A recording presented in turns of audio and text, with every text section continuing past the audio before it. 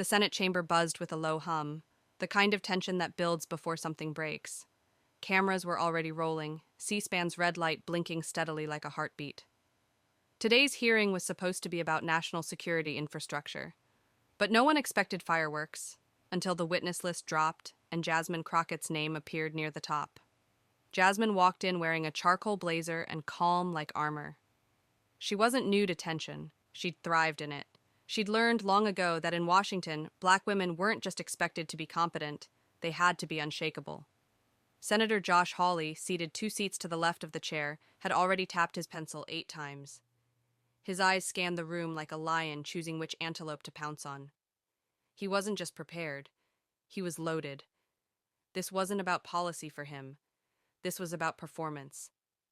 The hearing began slowly, with formalities and opening statements. Jasmine waited, flipping through her notes, underlining a stat here, circling a name there. She didn't look at Hawley, but she could feel him watching her. And then it came. Representative Crockett, Hawley's voice rang out, syrupy and sharp. You've expressed opinions in the past suggesting that law enforcement should be defunded in favor of social programs. I wonder, do you believe criminals will simply be rehabilitated by kindness? The tone was smug. The bait was obvious.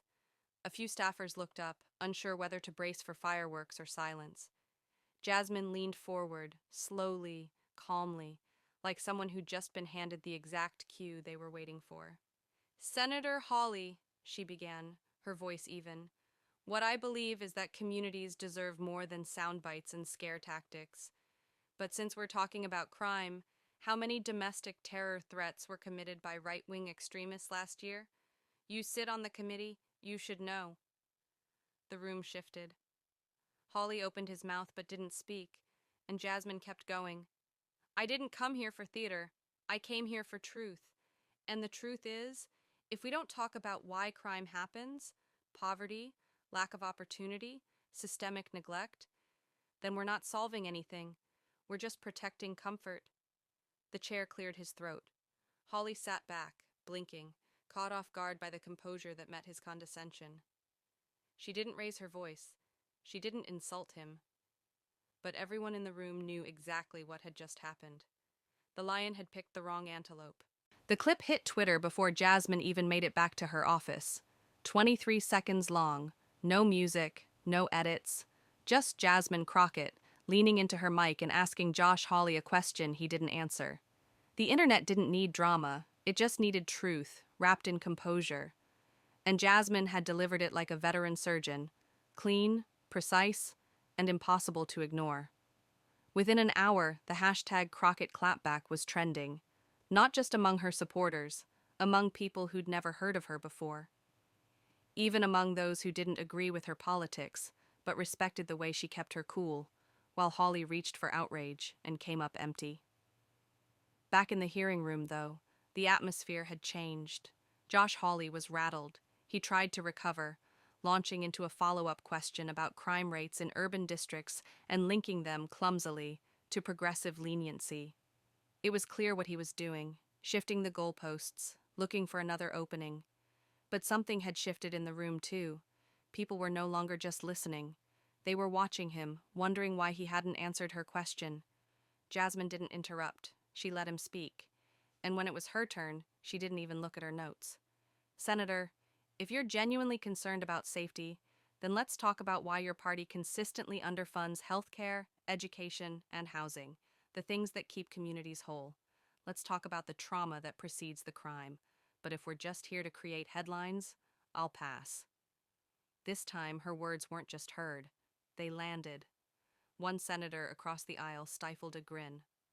A young black staffer near the back raised her eyebrows, trying to suppress a quiet under her breath. Because in Washington, truth rarely comes without a filter. But Jasmine wasn't here to filter. She was here to show the cost of pretending politics is a game when people's lives are the scoreboard. By the next morning, every major news outlet had a clip. CNN ran it twice an hour. Fox chopped it up, framed it as partisan theater. But what viewers saw wasn't acting, it was a woman who didn't flinch. Jasmine Crockett didn't go on a media blitz. She didn't tweet a victory lap. Instead, she held a meeting in her district office about lead in public school water fountains. Real problems, real people, no cameras. Meanwhile, Josh Hawley was leaning into damage control. His team began pitching op-eds to sympathetic outlets, spin pieces about passion over procedure and urban neglect. But none of it changed the visual. Jasmine steady and calm, Hawley blinking hard, searching for a lifeline in a sentence he never finished. Behind closed doors, senior GOP aides weren't impressed. One of them was overheard saying, "If you can't handle a straight question from a freshman congresswoman, you're not ready for prime time." And Jasmine? She was already preparing for the next committee session, not for Hawley, for the people watching at home, the ones who didn't need performance. They needed presence. The tension was shifting now. The question wasn't whether she'd clap back again. It was, what would she say next? And Hawley? He wasn't done. He was going to try again. He had to, because nothing cuts deeper in Washington than getting exposed without being shouted down. But Jasmine didn't play to volume. She played to truth. And the truth? It was starting to echo louder than any one man's agenda. The hearing room looked the same, but it wasn't. The panel reconvened 3 days later. Same long table, same bottled water sweating onto cheap paper coasters, same dull hum of pre-show tension. But everyone in that room had seen the clip. Everyone had an idea of what Jasmine Crockett might do next. Josh Hawley had one too. He arrived early, sat forward in his chair, elbows sharp on the oak desk like a man preparing for a second round he swore he'd win. The air was tight, too clean, too staged. Cameras weren't just watching this time, they were hunting. Jasmine entered calmly. She wore gray, no flair, just clarity. She nodded to the clerk, to the stenographer, to no one in particular. Her binder was thinner this time, her eyes sharper. Then the hearing began. It wasn't long before Hawley made his move. Midway through a routine policy discussion on housing equity, he turned directly to Jasmine. "Representative Crockett," he said, faux gracious, "you've been quite vocal about systemic failure. But do you take any responsibility for the policies your city's leadership has failed to implement? Or is it always someone else's fault?" His tone oozed politeness, but the sting was calculated, designed to bait her, to shift the focus from facts to blame, from systems to her. A few heads turned toward Jasmine. One aide even leaned forward, waiting for the reaction. A clapback, a raised voice. But Jasmine Crockett didn't blink. She flipped a page, then looked up, straight into Hawley's narrowed eyes. "You're asking about accountability?" she said, her voice level. "Let's start with yours." You could hear a pin drop. She didn't raise her voice. She didn't need to. "For 10 years, she continued, my district has fought to pass local housing reforms. And every time we get federal support close to the finish line, someone in your seat votes it down." Hawley opened his mouth, but Jasmine didn't pause. "You want responsibility?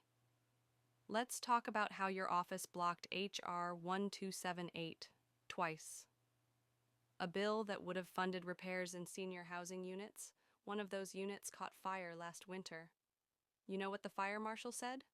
Faulty wiring, never inspected." Now the silence was heavier, not theatrical, just honest. "And I'll answer your question, Senator," she added. "I don't run from responsibility. I run toward it, but I won't carry the blame for decisions you helped create and now pretend to criticize." She closed her binder softly. That sound, the binder shut, was louder than any shout. Across the room, a junior intern mouthed, "Damn." Josh Hawley tried to smile, but it twitched at the corners. No retort came, just the hollow echo of a man whose usual tools, condescension, deflection, control, had slipped from his grip. And Jasmine? She didn't gloat, didn't grin. She just turned her focus back to the policy discussion, as if nothing had happened. But everyone knew something had. The room had shifted again, and it wasn't shifting back. No one said anything for a full 10 seconds after Jasmine finished speaking. But in Washington, 10 seconds of silence is the equivalent of thunder. Josh Hawley adjusted his mic, then his cufflink, then his posture. He smiled, but it was tight, too practiced. His rebuttal came slower this time, the confidence in his voice slightly thinner. "Well, Representative," he said, "your passion is commendable, but some of us believe solutions come from discipline, not deflection." It was a weak pivot, but it gave the illusion of control. He reached for statistics, historical framing, even tossed in a line about personal responsibility that usually earned applause. This time, it didn't land. Because the room was no longer with him. Jasmine wasn't even looking at him anymore. She was scanning the data she'd brought, making notes, unbothered by the dance he was still trying to lead. Then she looked up, slowly, and calmly said, "Senator Hawley, discipline would have meant showing up for your constituents when your state's eviction rates spiked during the pandemic. Instead, you co-sponsored a bill to block emergency relief. That's not fiscal conservatism. That's selective compassion." Gasps weren't heard, but breaths were held. She wasn't attacking, she was accounting. "And while we're discussing solutions," she added, "my city's housing assistance office processed 1,400 applications in 1 month with a budget you'd call bloated. But when asked to support that model for replication in rural districts, including some in your state, you voted no." She flipped to a new page and held it up. "Here's your vote record, and here's what it cost the people you were elected to protect." He shifted again, this time visibly. A camera zoomed in, not on her, but on him, because the moment had turned. This wasn't about Jasmine clapping back. It wasn't about political one-liners or who looked more confident under pressure. It was about the fact that she didn't need theatrics. She had the facts. She had the faces behind the numbers. And more than anything, she had the will to say what most politicians feared would cost them something. That leadership isn't about optics. It's about consequences. And right now, those consequences had a name: Josh Hawley. By the time the hearing adjourned, the clip had already hit 2 million views. It started with a C-SPAN snippet, 1 minute and 27 seconds of Jasmine Crockett calmly dismantling Senator Josh Hawley's deflection with surgical precision. But what caught fire wasn't just the facts. It was the way she delivered them. Unshaken, unrushed, unapologetically real. Cable networks rolled it on loop. Pundits fumbled to reframe the narrative. Conservative outlets labeled her performative, while progressive voices called it a masterclass in composure. But most viewers didn't care about the spin, they just knew what they felt. A high school teacher in Des Moines paused her civics class and played the clip. "Watch," she said. "Not just what she says, but how she says it." A single mom in Memphis posted the video with the caption, "I've waited years to hear someone speak like this for us." The story was no longer just about a hearing. It was about something deeper. Something Jasmine didn't plan, but deeply understood. People weren't desperate for perfection. They were desperate for someone to tell the truth. Back in her office, Jasmine wasn't celebrating. She wasn't even watching. Her staff was crowded around their screens, but she sat in a quiet corner, scrolling through her district's email inbox, dozens of messages from people who weren't just reacting. They were remembering. One message simply read, "I lost my home in 2010. No one said anything. Thank you for making our pain visible." She read it twice. Meanwhile, Josh Hawley's team was working overtime. A carefully worded statement was released just before 5 p.m., citing a need for bipartisan collaboration and accusing certain members of grandstanding. It didn't name Jasmine directly, but everyone knew. But that didn't stop the calls, or the stories, or the momentum. Jasmine's speech had stirred something raw, not just in her supporters, but in people who didn't usually engage at all. It wasn't just political, it was human. At a truck stop diner outside St. Louis, 2 Vietnam veterans, one white, one black, sat across from each other in silence, watching the footage play on the TV near the register. "She didn't even raise her voice," one said. The other nodded. "Didn't need to." This wasn't viral in the way political moments usually go viral. There were no hashtags designed in war rooms, no curated Instagram reels with dramatic music. Just one woman, sitting in a chair, telling the truth as if the world hadn't already learned how to ignore it. But this time, it didn't. Because when power is used quietly, but precisely, it has a different kind of reach. And Jasmine Crockett had just extended hers far beyond Capitol Hill. 3 days after the hearing, Senator Josh Hawley was trending for all the wrong reasons. Not because of a scandal, not because of a speech, because of silence. The silence in his face when Jasmine Crockett looked him dead in the eye and asked why he voted down funding for families living paycheck to paycheck. The silence when she named the policy failures his party had authored, then buried. The silence when she refused to play his game and changed the rules instead. Cable news analysts argued it wasn't a gotcha moment. It was something more dangerous for someone like Hawley, a moment of exposure, the kind of moment where someone holds up a mirror and refuses to let you look away. By now, Jasmine's speech had racked up over 11 million views. Clips had been stitched on TikTok by teachers, nurses, veterans. The caption most often repeated, "This is what representation sounds like." Meanwhile, whispers began circling around Hawley's next re-election cycle. Would he face a primary challenge? Had he lost ground with moderates?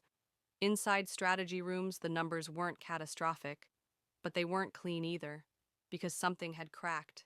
Jasmine's voice had opened up conversations that weren't supposed to happen, conversations between urban moms and rural veterans, between community organizers and factory workers, all asking the same question. Why do they keep telling us we're each other's enemy? A political columnist from Missouri wrote, "For years, Hawley has built his brand on culture war, but in a single moment, Crockett reminded the public that culture doesn't pay rent." The power dynamic had shifted. Jasmine hadn't raised her voice. She hadn't insulted him. She'd just refused to shrink. And that made people remember their own moments of shrinking. The job interview where they were talked over, the welfare office where their questions went unanswered, the courtroom where their names weren't even said right. Hawley had stepped into that hearing thinking he could humiliate Jasmine Crockett. Instead, he became a symbol, not of strength, but of a system afraid of being spoken to without fear. And Jasmine? She wasn't finished, because she knew something else was coming. Something even more powerful than truth spoken once. Truth that keeps speaking, whether the cameras stay on or not. A week had passed since the hearing, and the noise was still echoing, but something was different now. It wasn't about the views anymore, or the headlines. It was about the aftershocks. In a church basement in Kansas City, a group of single mothers sat in folding chairs watching Jasmine's clip on a cracked projector screen. One of them, Sierra, turned to the others and whispered, "She said what we scream into pillows." In a high school civics class in St. Louis, a black student who rarely spoke raised his hand and said, "She didn't flinch. That's what I want to be." And on a quiet porch in rural Missouri, an older white man who voted for Hawley twice looked at his wife and muttered, "That woman didn't lie. I just don't know why no one told us sooner." This wasn't viral hype. It was something older, deeper, recognition. Recognition that someone had finally said aloud what had been lived in silence for too long. And yet, Jasmine Crockett didn't seem interested in the spotlight. She didn't go on a media tour. She didn't launch a new campaign. Instead, she went home, to South Dallas. There, at a modest town hall, she stood in front of a crowd of 40, not 4 million, and answered questions about housing vouchers, youth mentorship, and overdue street repairs. No camera crews, no speeches, just her. One woman stood up near the end, tears in her eyes. She said, "You didn't just speak for us in that hearing. You made them see us." Jasmine's reply was simple. "I didn't go there to be seen. I went so you wouldn't stay invisible." That was the legacy. Josh Hawley would go back to his polished interviews, his controlled rallies. But something had shifted that he couldn't control. Because for once, people didn't just hear politics. They heard truth. They heard fire without fury, conviction without cruelty. Jasmine hadn't humiliated him. She hadn't needed to. She'd simply told the truth so clearly, so calmly, so unflinchingly. That silence became the only answer he had left. Some moments in politics go viral. Others go quiet, but last longer. Jasmine Crockett didn't win the room with a slogan. She didn't dominate the mic with volume. She reminded us that truth doesn't need a stage to matter. It just needs someone brave enough to say it, when it counts most. If this story stayed with you, share it. And if you believe in voices that challenge, uplift, and expose, subscribe. This is Curiosity Stories. We're not here to shout, we're here to show, and we're just getting started.